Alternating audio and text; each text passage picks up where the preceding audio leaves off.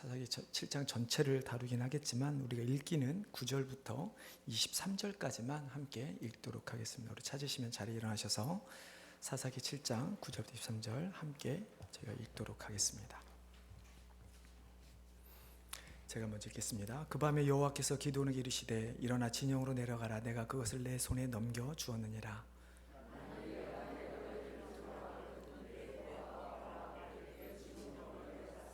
그들이 하는 말을 들으라. 그 후에 내 손이 강하여져서 그 진영으로 내려가리라 하시니 기드온이 이에 그의 부하 부라와 함께 군대가 있는 진영 근처로 내려간즉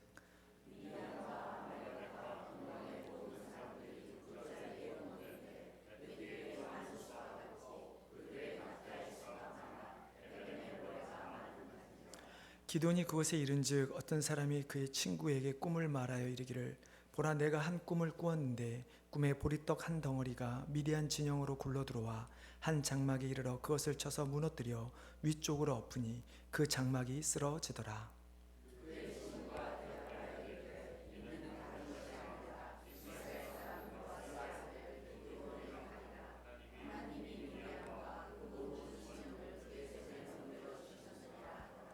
기드온이 그 꿈과 해몽하는 말을 듣고 경배하며 이스라엘 진영으로 돌아와 이르되 일어나라, 여호와께서 미디안과 그 모든 진영을 너희 손에 넘겨 주셨느니라 하고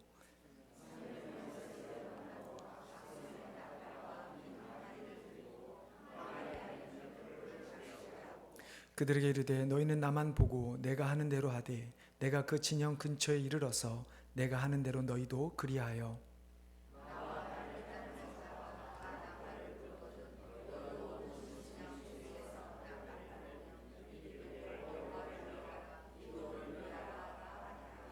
기드온과 그에 함께한 100명이 이경초의 진영 근처에 이른즉 바로 파수꾼들을 교대한 때라. 그들이 나팔을 불며 손에 가졌던 항아리를 부수니라.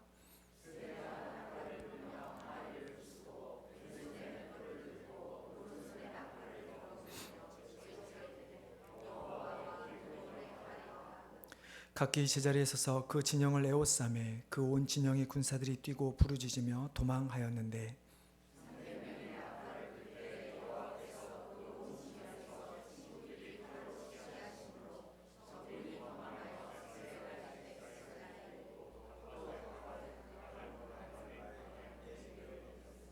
같이 읽겠습니다.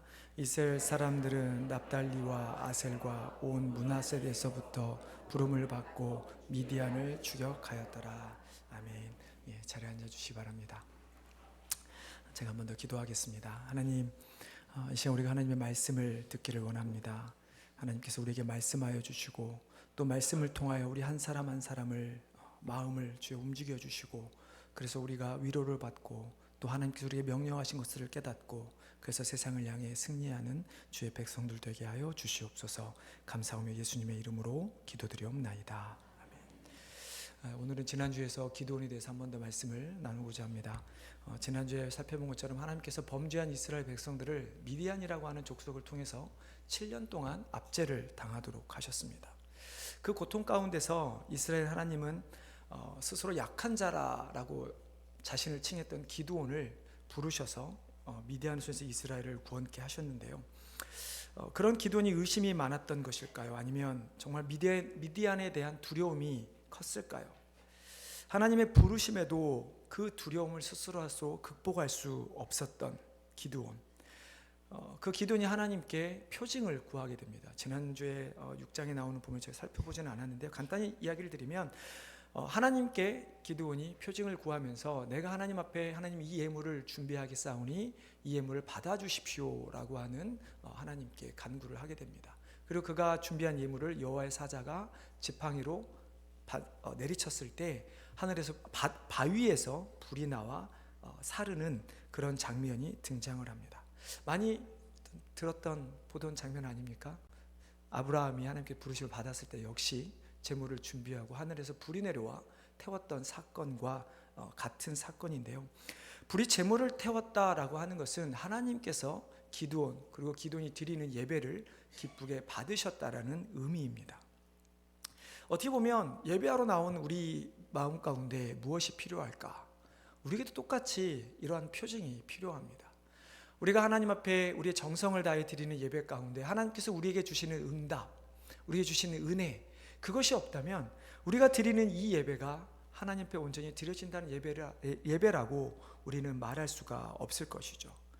우리가 하나님께 예배를 드리면서 하나님께서 우리와 함께 하신다, 우리 예배를 받으신다 라고 하는 그것이 우리에게 실질적으로 삶의 힘이 되기 때문입니다. 몇 주 동안 계속해서 하나님께서 우리와 함께 하심에 대한 이야기를 나누었고요. 그리고 오늘 잠깐이지만 하나님께서 받으시는 그 예물, 특별히 예수 그리스도의 희생을 통해서 우리를 구원하시고 우리가 드리는 예배를 받으시길 원하시는 그 하나님께서 여전히 우리와 함께 하시고 우리에게 축복을 주시기를 원하신다라는 말씀이죠. 여러분, 어떻게 보면 이것이 복음입니다. 우리가 예수 그리스도를 통해서 복을 받는다, 하나님께서 우리의 예배를 받으시고 우리를 기뻐하시는 이 모든 일련의 사건들을 우리는 한마디로 복음이라고 이야기를 하는 것이죠. 기도는 이렇게 해서 하나님께서 함께 하신다는 징표를 받고 자신 스스로 이제 하나님 앞에 큰 용사로서 쓰임받게 됩니다. 그런데 하나님의 부르심을 받고 또 하나님의 어떤 일꾼으로 쓰임을 받을 때는 결코 일방적이지 않습니다. 하나님께서 일방적으로 보여주시고 그냥 무조건 따라라고 하는 경우보다는 성경에 보면 많은 경우 하나님의 부르심을 받은 자들이 다시 한번 하나님 앞에 오히려 헌신, 즉 다른 말로 하면 하나님 앞에 자신이 또 다른 징표를 드리는 모습들이 등장을 하죠. 사사기 6장에 어떤 일이 등장합니까? 하나님께서 요구하시는 것은 기드온을 향해서 성결을 요구하십니다. 우리가 지난주 함께 나눴던 6장 11, 24절 말씀 이후에 나오는 사건인데요, 그것은 바로 우상을 제거하는 사건입니다. 기드온을 통해서 자기 아버지 집에 있는 바알의 제단을 헐고 아세라상을 부수는 일들을 하게 됩니다. 그런데 여러분, 이 사건이 결코 그 당시 기드온에게 있어서는 쉬운 일이 아니었습니다. 이미 하나님을 버린 이스라엘 백성들, 그들이 바알을 섬기고 아세라를 섬겼다는 이야기는 이미 바알과 아세라가 자신들의 신이 되었다는 의미이죠. 그렇다면 자신들의 신을 무너뜨린다라고 했을 때 이들에게 있어서는 자신들의 삶의 어떤 를 함께하고 자신의 삶의 풍요와 축복을 주는 신적인 존재를 없애는 것입니다. 기드온도 분명히 그 사실에 대해서 너무 잘 알고 있었던 것 같습니다. 그래서 낮이 아니라 밤에 아무도 몰래 그 일을 행하게 됩니다. 그러나 역시 다음날 사람들은 이제 난리가 났죠. 누가 이것을 허물었느냐, 우리가 찾아서 그를 죽이리라. 하지만 그때 기드온의 아버지인 요아스가 참 지혜롭게 말을 합니다. 여러분들, 바알이 만약에 진짜 신이라면 너희가 지금 이 기드온과 다툴 일이 뭐가 있느냐? 바알이 직접 기드온을 칠 것이다. 그러니 너희가 정말 바알을 믿는다면, 바알이 진짜 신을 믿는다면 그 바알이 기드온을 치도록 내버려 두어라 라는 이야기를 하죠. 대단하지 않습니까? 정말 이것이 그냥 아들을 살리기 위해서 한 말일까? 아니면 요아스도 아들의 행동을 보며 자신도 잊었던 하나님에 대한 것을 떠올리며 변화되었을까? 솔직히 정확히 알 수는 없지만 어찌됐든 지금 요아스의 이 말 한마디로 인해서 기드온이 이제 더 이상 바알을 없애고 하나님만 쫓는 사람임을 나타나게 되죠. 그리고 기드온에게 어떤 이름이 부여됩니까? 바알이 기드온과 더불어 다툴 것이다 라고 하는 여룻바알이라고 하는 이름을 받게 됩니다. 어떻게 보면 여러분, 이 호칭은 정말 대단한 호칭이라고 저는 생각이 듭니다. 우리 믿는 자들에게 있어서 우리에게 들어야 할 호칭이 무엇일까? 그것은 우리가 사단과 더불어 다툴 자들이라고 하는 이름이죠. 즉 성도라고 하는 이름이 바로 그러한 이름입니다. 기도는 자신의 그 삶을 통해, 즉 바알과 다투는 삶을 통해서 자신이 하나님의 온전한 살아계심을 나타내는 삶을 백성들에게 보여주게 됩니다. 그는 더 이상 단순하게 이름만 여룻바알이라고 하는 이름을 얻는 것이 아니라 그 여룻바알처럼, 즉 바알과 다투는 그의 모습을 통해 자신이 오직 하나님만을 따르는 그 삶의 모습을 통해서 바알을 따랐던, 아세라를 따랐던 이스라엘 백성들에게 보아라, 하나님이 진정한 살아계신 하나님이지 바알이 아니다라는 것을 그는 자신의 삶을 통해서 보여준 것이죠. 우리 앞에도 항상 이러한 싸움이 있습니다. 우리도 하나님을 믿는다고 하지만 얼마든지 우리의 삶 가운데 하나님이 아닌 다른 것을 우리의 중심에 놓고 우상을 섬기는 일들이 우리 가운데 참 많이 있습니다. 우리 마음에 하나님이 아닌 다른 것들, 우리 가정 가운데 하나님이 아닌 다른 무엇인가, 우리 교회 가운데도 하나님이 아닌 다른 무엇인가가 우리 중심에 자리 잡고 있는 것들을 우리는 보게 되죠. 우리가 교회가 하나님의 큰 용사로 쓰임받기 위해서 기드온처럼 우리 가운데 있는 우상들을 제거해야 합니다. 때로는 물질이, 때로는 건강이 우리로 하여금 하나님으로부터 멀어지게 하는 일들을 보게 되죠. 하지만 우리가 그것조차도 우리가 내려놓을 때, 우리가 하나님만 온전히 보며 나아갈 때, 하나님은 우리에게 단순히 지나갈 유한한 것이 아닌 우리에게는 영원한 무한한 영생을 우리에게 주신다고 약속해 주셨죠. 여러분, 우리가 바라봐야 할 것은 이처럼 하나님께서 우리에게 주시는 축복이지, 우리가 세상에서 건강을 통해, 물질을 통해, 혹은 다른 무언가를 통해 얻는 것이 결코 아니라는 이야기입니다. 우리가 영원하지 않는 것들, 살아있지 않는 것들을 섬기는 것이 아니라, 비록 우리가 조금 못 가져도, 조금 건강이 약해진다 할지라도 우리가 살아계신 하나님만 온전히 바라보며 그분만을 섬기는 삶을 살아갈 때 우리는 이 기드온이 300명으로 13만 명을 이긴 것 같은 놀라운 일들을 우리는 경험하게 될 것입니다. 이런 하나님의 부르심과 기드온의 결단 통해서 드디어 기드온은 이스라엘 백성을 구원하기 위해 미디안과의 싸움을 준비하게 되는데요. 그것이 오늘 우리가 읽은 9절부터 23절의 내용입니다. 하지만 아까 말씀드린 것처럼 오늘은 7장 전체를 좀 스케치하면서 하나님께서 기드온을 부르셨는데 기드온이 정말로 자신이 미디안과 싸움에 가서 승리할 때까지의 변화되는 과정을 오늘 7장에 나타나 있는데요. 오늘 우리가 기드온의 이 모습을 통해서 우리 자신들의 모습, 나는 어느 시점에 있는가, 그리고 나는 어떤 단계로 이제 나아가야 할 것인가를 살펴보는 귀한 시간이 되기를 주님의 이름으로 축원합니다. 총 3가지 사건이 오늘 본문에 등장합니다. 첫 번째 사건은 300명의 용사를 뽑는 사건이었습니다. 기드온이 백성들과 싸워야 하는 미디안의 군사는 아까 제가 대충 말씀드렸죠. 13만 5천 명이었습니다. 근데 이들과 13만 5천 명과 싸우기 위해 모였던 이스라엘 백성은 얼마였을까요? 그저 3만 2천 명 정도였죠. 그런데 숫자만 놓고 보면 미디안이 4배나 많은 군사입니다. 요즘에야 워낙 무기가 발달돼서 군사의 수는 크게 차이 없다고 하지만 당시는 칼을 들고 싸우는 시절이기 때문에 한 명의 군사의 수가 엄청난 승리를 변수에 작용을 하게 되죠. 그렇게 볼 때 4배 차의 군사력을 하는 것은 이스라엘의 입장에서는 도저히 승리할 수 없는 그런 숫자의 모습입니다. 하지만 하나님은 기드온에게 뭐라고 말씀하십니까? 2절에 보면 이 백성, 즉 3만 2천 명도 너무 많다라고 말씀합니다. 내가 너에게 그들을 손에, 즉 3만 2천 명으로 하여금 미디안을 이기게 하면 다른 사람들이 말하기를 그래 너희들의 힘으로 이겼다라고 말할 것이기 때문에 내가 이제 수를 줄이겠다라고 말씀하죠. 근데 여러분 3만 2천 명이 정말 부족합니까? 넘쳐납니까?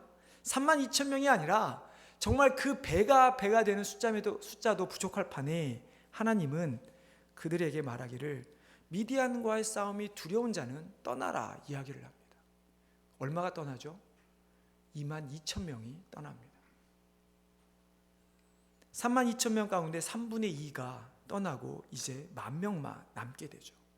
아니 우리가 생각하기에는 구름 기둥과 불 기둥을 보내시고 아니면 엘리사의 종이었던 게하시의 눈을 떠서 불병거를 보여주셨던 것처럼 하나님께서 준비하신 것들을 보여주는 것에도 부족할 판에 하나님은 오히려 두려움에 떨군 이스라엘 백성들을 향해 숫자를 더 줄이는 일들을 행하시죠. 여러분 이 일들을 통해서 하나님께서 기드온에게 보여주시고자 하는 것이 무엇이었을까요? 대체 기드온에게 주시고자 하는 확신이 무엇이었을까? 6장에서 기드온이 제물을 드린 다음에 이렇게 고백합니다. 내가 여호와의 사자를 대면하였으므로 내가 죽으리라. 하지만 하나님께서는 그렇지 않죠. 그를 살려주시고 그에게 두려워하지 말라고 하는 그 말 가운데 기드온은 그 하나님께 여호와의 살롬이라고 하는 고백을 하게 됩니다. 대체 하나님께서 함께 하시는 하나님의 평강은 어디에서 오는 것일까? 우리는 자꾸 세상의 숫자로 우리는 그것을 측정합니다. 내가 가진 능력의 숫자, 내가 가진 재물의 숫자, 나와 함께하는 사람들의 숫자로 우리는 그것을 얻을 수 있다라고 생각을 합니다. 하지만 하나님께서 말씀하시는 것은 결코 그런 숫자가 아니라 내가 주는 나의 평강은 오직 나만이 줄 수 있다라는 것을 하나님은 기드온과 남은 300명 그 외에 떠나간 이스라엘 백성들에게 보여주기를 원하셨다라는 것이죠. 오직 하나님만을 의지할 때 우리가 받을 수 있는 평강. 그렇다고 한다면 하나님께서는 지금 이 기드온과 이스라엘 백성이 하고자 하는 것은 그들이 가지고 있는 일말의 확률조차도 희망조차도 내려놓으라고 하는 것입니다. 여러분, 우리가 살아가면서 어떻습니까? 내가 가진 것 때문에 그래, 이 정도면 내가 어떤 어려움이 있어도 헤쳐나갈 수 있을 거야. 우리가 그렇다고 여러분 저축하지 말고 노후를 준비하지 말라는 이야기가 아닙니다. 중요한 것은 우리가 너무 그런 것에 의지하지 말라라는 이야기죠. 하나님께서 우리에게 하시는 것, 물론 세상 가운데 살아가면서 여전히 우리는 필요한 것들이 있습니다. 하지만 우리가 바라봐야 할 것은 썩어 없어질 것이 아닌 영원한 하나님의 나라의 소망이 우리에게 필요한 것이죠. 그리고 그 소망은 우리가 오직 하나님만을 의지할 때, 우리가 하나님 말씀에 순종할 때, 그것이 비생산적이고 비효율적이고 비상식적이라 할지라도 그 하나님 말씀에 우리가 순종할 때 비로소 우리는 여호와 살롬, 하나님께서 우리에게 주시는 평강을 얻을 수 있게 되는 것이죠. 그리고 그 순종을 할 때 비로소 하나님은 우리의 대적을 우리에게 넘겨주시겠다 말씀하고 있는 것입니다. 기드온이 하나님을 부르심을 받음에 첫 번째로 하나님께서 미디안을 내가 내 손에 넘겨주겠다라는 약속의 말씀을 이 300명을 뽑는 과정 가운데서 그는 얻게 되었죠. 두 번째 사건은 미디안 사람들의 입을 통해서 확인을 하게 되었습니다. 여러분이면 32,000명 가운데 300명만을 남겨놓고 13만 5천과 전쟁으로 나가려 한다면 여러분 어떠시겠습니까? 그럼에도 불구하고 두려울 수밖에 없죠. 아무리 하나님께서 그렇게 하셨음에도 불구하고 우리가 과연 저들을 이길 수 있을까?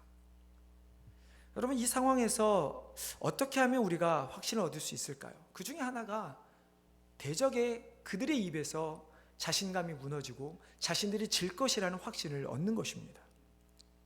하나님께서 기드온의 마음에 두려운 마음이 있었던 기드온에게 이제 너희 부하인 부라와 함께 미디안 진영으로 내려가라고 이야기를 합니다. 그때 하나님께서 보여주신 것은 그 미디안의 한 사람의 꿈을 이야기를 하죠. 한 보리떡 한 덩어리가 내려와 자신들의 한 천막을 군막을 무너뜨리는 것을 보게 되죠. 솔직히 그게 얼마나 큰 일입니까? 이왕 보여주실 거면 하늘에서 불이 떨어져서 모든 미디안을 다 멸하시는 것을 보여주셨다면 모르겠는데 기껏해야 보리떡 한 덩어리가 와서 천막 하나 무너뜨리는 겁니다. 근데 문제는 이 한 사람의 자기 꿈이 아니라 그 꿈을 해석하는 다른 한 사람의 말을 통해 기드온은 확신을 얻게 되죠. 어떤 고백을 합니까? 우리 14절 말씀 한번 같이 읽어보도록 하겠습니다. 14절입니다. 같이 읽겠습니다. 그의 친구가 대답하여 이르되 이는 다른 것이 아니라 이스라엘 사람 요아스의 아들 기드온의 칼이 하나님이 미디안과 그 모든 진영을 그의 손에 넘겨주셨느니라 하리라. 하나님께서 말씀하시는 건 하나님께서 그 미디안 사람의 꿈을 해석하는 사람을 통해서 기드온에게 확신을 주신 것이 보여주신 것이죠. 기드온의 그 보리떡이 기드온이고 그 한 천막이 미디안 전체라는 것을 하나님께서는 보여주신 것입니다. 여러분, 실은 우리가 살아가면서 우리에도 분명히 두려움이 있습니다. 아니, 어떻게 보면 두려움이라고 하는 것은 우리의 사람 마음에서 떨쳐버릴 수 없는, 절대로 떨쳐버릴 수 없는 것 중에 하나죠. 내가 삶에 아무리 문제가 없다 하더라도 당장 내일 어떤 일이 나에게 일어날까? 꼭 문제가 아니더라도 우리의 삶에서 내 삶이 어떻게 사라져 가게 될까에 대한 두려움이 있죠. 심지어 내일 당장 교통사고를 당할 수도 있습니다. 뭐 당장 하나님께서 부르시면 우리는 당장 하늘나라로 갈 수도 있습니다. 그 외에도 우리가 알 수 없는 많은 위험에 노출되어 있는 것이 우리의 모습이죠. 특별히 요즘 미국에 보면 너무나 총기 사고가 많아서 정말 사람들이 모인 곳에 가는 것이 두려울 만큼 우리는 쉽지 않은 시대에 살아갑니다. 그것만인가요? 자연재해 앞에서 아무것도 할 수 없는 우리의 모습, 연약한 우리의 모습. 그렇기 때문에 우리의 삶에서 100% 두려움이 없다라고 하는 것은 결코 있을 수 없는 일입니다. 아무리 하나님께서 우리를 부르셨고 우리에게 말씀하셨다 할지라도 우리의 인간의 뭐랄까요? 그 죄성조차도 두려움조차도 어떻게 보면 죄성에서 비롯된 것이겠지만 우리는 절대로 그 두려움을 우리 스스로 해결할 수가 없죠. 그런 기드온의 마음에 그렇게 꿈을 통해, 꿈의 해몽을 통해 확신을 주셨던 것처럼, 즉 대적의 손으로부터 우리에게 확신을 주셨던 것처럼 하나님은 우리에게 확신을 주셨습니다. 여러분, 무엇일까요? 그 확신이 무엇일까요? 말씀 안에 드러나는 많은 사건들이죠. 특별히 예수님께서 공생의 기간 동안에, 사역하신 동안에 예수님 앞에 고백했던 귀신들의 고백입니다. 많은 귀신들이 찾아와서 예수님께 뭐라 고백합니까? 당신이 왜 이곳에 오셨나이까? 우리를 멸하러 오셨나이까? 우리에게 명하시면 우리가 저 돼지에게 들어갈 수 있겠나이다. 즉 예수님이 자신들의 생사여탈을 가지고 있다는 것을 그들은 너무나 잘 알고 있었습니다. 그래서 그들이 고백하는 것이 우리를 멸하러 오셨나이까? 라는 고백들을 귀신을 통해서 하게 하신 것이죠.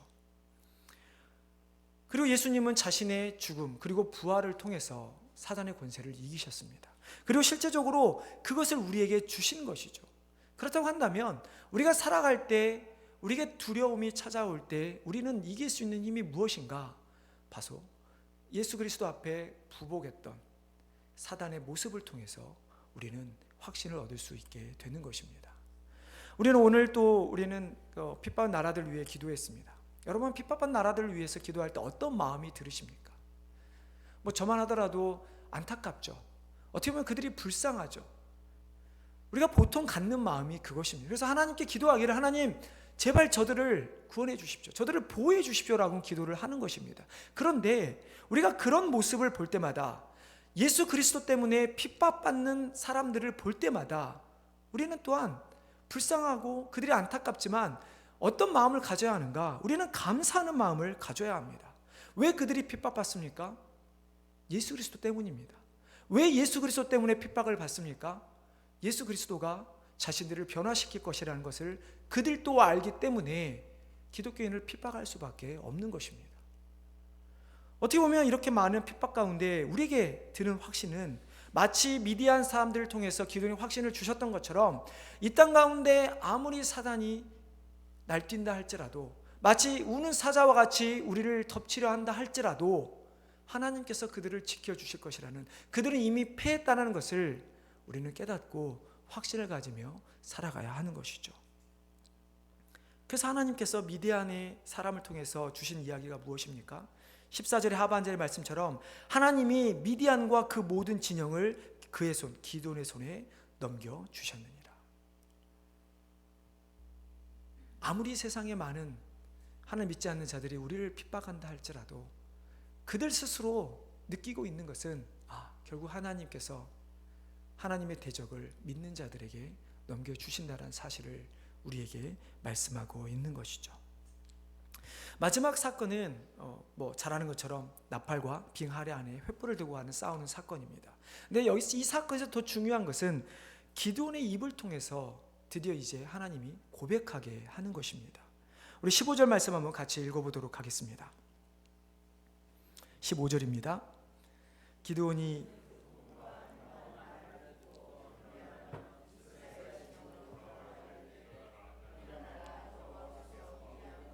그 모든 진영을 너희 손에 넘겨주셨느니라. 하나님께서 처음 기드온을 부르셨을 때의 상황과 비교해보면 어떻습니까? 미디안에 두려워서 산속에 숨어 살고 밀을 타작해야 될 것을 포도주 틀에서 타작을 하던 기드온이었던 그의 작은 모습이지만, 뿐만 아니라 하나님의 부르심 앞에, 아니 하나님 그렇게 능력 있으시면 우리를 왜 이렇게 압제 가운데 내버려 두셨습니까? 라고 원망했던 기드온이지만 점점 스텝 바이 스텝 순서를 거쳐서 기드온을 변화시키게 되죠. 그리고 이제 기드온의 입에서 이스라엘 백성이 선포하는 것이 무엇입니까? 그 앞에까지는 하나님께서 기드온에게 내가 내 대적을 내 손에 넘겨주겠다라고 했다면, 이제는 기드온이 이스라엘 백성이 하는 이야기가 하나님께서 우리의 대적을 우리 손에 넘겨주었으니 담대하라 라는 이야기를 하게 되죠. 여러분, 하나님은 기드온을 바꾸셨습니다. 여러분, 어떤 모습을 바꾸셨을까요? 물론 나약하고 두려워 떠는 그의 모습이지만 우리가 영적으로 봤을 때는 기드온이 가지고 있었던 무지함, 이스라엘 백성이 가지고 있었던 무지함, 그리고 그들의 교만함을 하나님은 깨트려 주셨습니다. 여러분, 기드온이 어떤 무지함입니까? 이스라엘 백성들은 어떤 무지함을 가지고 있었습니까? 그들은 하나님께서 자신들을 애굽에서 불러내서 가나안 땅이라는 땅을 주셨음에도 불구하고 그들은 하나님을 버리고 우상을 섬겼던 무지함에 빠져 있었습니다. 그들이 하나님만 찾기만 하면 하나님께서 그들을 구원해 주실 것이라는 사실을 그들은 잊고 살았다라는 것이죠. 오히려 우상을 섬기고 그렇게 우상을 깨뜨린 기드온을 죽이려 했던 그들의 모습, 또한 기드온은 영적 교만함에 빠져 있었습니다. 하나님께서 그에게 두려워 말라, 내가 너를 큰 용사로 세우겠다 부르셨을 때 여러분 같으면 어떻게 하시겠습니까? 하나님, 저를 그렇게 사용해 주니 감사합니다. 혹은 하나님, 저에게 능력을 주십시오. 우리가 원망을 하기보다는 어떻게 보면 그 일을 감당할 수 있는 능력을 구하는 것이 맞는 일일 텐데, 기드온은 하나님을 원망하는 일을 하게 되죠. 여러분, 그 원망이 어디에서 나옵니까? 자신은 잘못이 없다라는 것이죠. 하나님, 우리가 무슨 잘못을 했습니까? 하나님, 그렇게 능력이 있다면 우리를 왜 미디안의 손에 7년 동안이나 내버려 두시는 것입니까? 여러분, 그 이야기 가운데, 입술의 고백 가운데 기드온이 보여주신 것은 영적 교만함이었던 것이죠. 여러분, 이 기드온의 모습 가운데, 그렇지만 하나님은 그를 변화시켜서 이제는 그의 입술에 통해서 하나님께서 대적을 우리 속에 넘겨주셨다라는 고백을 하게 하는 것입니다. 여러분, 우리도 어떻게 보면 크게 기드온과 다르지 않습니다. 우리가 왜 죄를 짓습니까? 우리가 죄를 짓는 이유는 우리가 그 순간마다 하나님을 잊어버리기 때문입니다. 만약에 내 삶의 매 순간마다 하나님이 살아계시고 나와 함께 하시고 나를 지켜주시고 나를 보고 계신다면 여러분, 죄를 지을 수가 있을까요? 아니, 죄를 지을 때마다 하나님께서 나타나셔서 야, 너 지금 뭐해? 라고 말씀하신다면 여러분 어떻게 하시겠습니까? 그럼에도 불구하고 죄를 지으시겠습니까? 우리가 죄를 짓게 되는 것은 이처럼 하나님을 우리가 순간 잃어버리는 무지함 가운데 빠지기 때문이죠. 우리가 하나님께서 분명 우리와 함께 하신다고 하심에도 불구하고 그 함께 하심을 우리가 깨닫지 못하고 누리지 못하는 우리의 삶, 그래서 어느 순간부터 예배를 드리면서도 하나님을 중심을 위한 예배가 아니라 어느 순간부터 나를 내 중심의 예배를 드리는 모습, 그래서 조금만 불편해도 조금만 무슨 일이 있어도 예배를 온전히 드리지 못하는 우리의 모습. 영적 교만은 어떻습니까? 우리가 살아가면서 아마 가장 많은 죄를 부족한 모습이 아마 영적 교만이 아닐까 합니다. 우리는 주로 과거의 모습에 많이 빠져 있죠. 내가 과거에 이렇게 하나님 앞에 헌신했었는데, 마치 과거의 한 일 가지고 지금을 살아가는 것처럼 우리는 보여집니다. 근데 하지만 하나님께서 요구하시는 것은 무엇입니까? 지금 우리의 모습에서 하나님 앞에 순종하라는 모습이죠. 근데 우리는 어떻습니까? 하나님, 그저 기도하지 않아도, 매일 말씀 보지 않아도 그냥 아무 문제 없이 살아가는 우리의 일상의 모습을 통해서 그저 우리는 어느 순간에 그래 하나님께서 함께 하시지 라고 하는 교만의 말을 한다라는 것이죠. 나는 하지 않는데, 나는 하나님을 찾지 않는데 하나님 나와 함께 하신다라는 그 고백이 여러분 얼마나 교만의 모습입니까? 더군다나 우리의 모습을 보면 하나님을 찾지 않다가 어렵고 힘들 때만 하나님을 찾는 우리의 모습, 그것이 기드온의 모습이고 바로 우리의 모습입니다. 하지만 그렇게 우리가 지쳐 쓰러져 있는 우리에게 도저히 우리 스스로 헤어날 수 없는 죄 가운데서, 그리고 사단과의 싸움에서 하나님은 기드온을 부르신 것처럼 우리를 부르셨고, 또 우리에게 찾아오셔서 우리가 그렇게 싸울 수 있는 능력을 얻기까지 계속해서 우리에게 함께 하시고 우리에게 보여주시고 계신다는 것이죠. 하나님께서 성경을 통해서 우리에게 주시고자 하는 말씀이 무엇입니까? 하나님을 대적하고 인간으로 하여금 하나님의 불순종했던 우리들의 궁극적인 대적, 하나님의 궁극적인 대적인 사단, 그 사단이 예수 그리스도의 손에 의해 이미 패해버렸다는 것을 우리에게 보여주고 있는 것입니다. 우리는 세상 사람들처럼 승패를 알 수 없는 싸움을 살아가는 사람들이 아니라 이미 승리해 놓은 그 승리의 싸움을 우리는 싸워나가는 것입니다. 그렇게 된다면 그 싸움이 어려운 싸움이 아니라 우리는 어떻게 보면 승리의 그 싸움을 마치 승리한 다음에 많은 재물을 얻는 것처럼, 승리의 그 면류관을 얻는 것처럼 우리는 승리의 면류관을 쓰는 과정을 살아가고 있는 것뿐인 것이죠. 그 가운데 이제 우리가 그러면 믿고 나아갈 것이 무엇입니까? 기드온처럼 우리도 이제 우리의 삶 가운데 아둥바둥하는 삶이 아니라 내 주위 옆 사람을 향해, 우리 가족을 향해 하나님의 살아계심을 선포하는 것입니다. 같은 교회 안에서 다른 믿음의 동역자들, 넘어져 있는 약해져 있는 성도들을 향해 하나님께서 우리의 대적을 우리의 손에 넘겼다라는 것을 우리의 삶을 통해 기드온처럼 나타내야 하는 것이죠. 하나님께서 그 대적을 우리의 손에 넘겨주셨다는 것을 잊어버리는 순간, 예수님이 사단을 이미 이기셨다는 것을 잊어버리는 순간 우리는 두려움과 좌절로 가득한 세상에 살게 될 것입니다.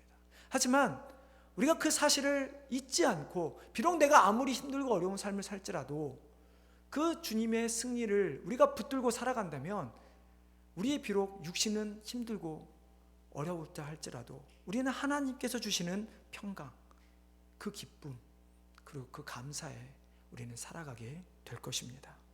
여러분, 영적으로 깨어 있으시기를 바랍니다. 그저 눈에 보이는 것 때문에 하나님을 떠나서 숨어 사는 모습이 아니라 오히려 그 속에서도 말씀 속에 거하고 기도 가운데 거함으로 담대하게 세상에 나아가는 그러한 삶을 사시기를 바랍니다. 세상을 두려워할 것이 아니라, 세상이 말하는 힘의 논리에 의해서 두려워할 것이 아니라 정말 살아계신 하나님을 두려워하며 그 살아계신 하나님께서 우리의 능력을 주시는 것을 깨닫고 하나님과의 관계, 즉 예배를 회복하는 귀한 성도님 되시기를 바랍니다. 그러면 우리는 도저히 세상의 숫자로는 이길 수 없는 것처럼 보여지는 13만 5천 대 300명의 그 전쟁을 이기게 하신 것처럼 하나님은 우리의 삶을 항상 이기게 하실 것입니다. 사랑하는 성도 여러분, 정말 살아있는 하나님께서 지금도 우리의 대적을 우리의 손에 넘겨주고 계신다는 것을 믿으시기를 바랍니다. 그래서 더 이상 두려워하고 떠는 것이 아니라 우리 앞에 놓여진 어떠한 삶이라 할지라도, 어떠한 싸움이라 할지라도 지지 않고 승리하며 나가는 우리 성도 되시기를 주님의 이름으로 축원합니다.